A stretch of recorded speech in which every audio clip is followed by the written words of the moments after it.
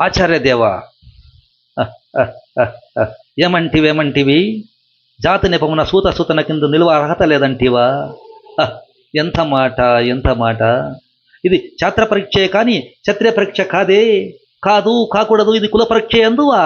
నీ తండ్రి భరద్వాజుని జన్మమెట్టిది, అతి జిగుప్సాకరమైన నీ సంభవం ఎట్టిది. మట్టి కుండలో పుట్టిదివి కదా, నీది ఏ కులము? ఇంత ఎలా అశ్వత్పితామహుడు కురుకుల వృద్ధుడైన ఈ శాంతనవుడు శివసముద్ర పారిగవు గంగా గర్భమున జనించలేదా? ఈయనదే కులము. నాతో చెప్పింతరేమయ్యా? మా వంశమునకు మూల పురుషుడైన వశిష్ఠుడు దేవవేశ్యకు ఉర్వశీపుత్రుడు కాదా?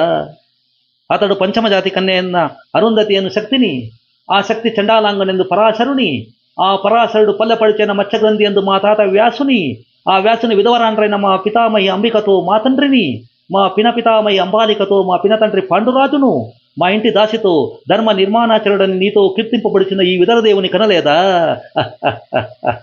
సందర్భావసరములను బట్టి క్షేత్ర బీజ ప్రాధాన్యములతో శంకరమైన మా కురువంశము ఏనాడూ కులహీనమైనది కాగా నేడు కులము అను వ్యర్థవాదమెందులకు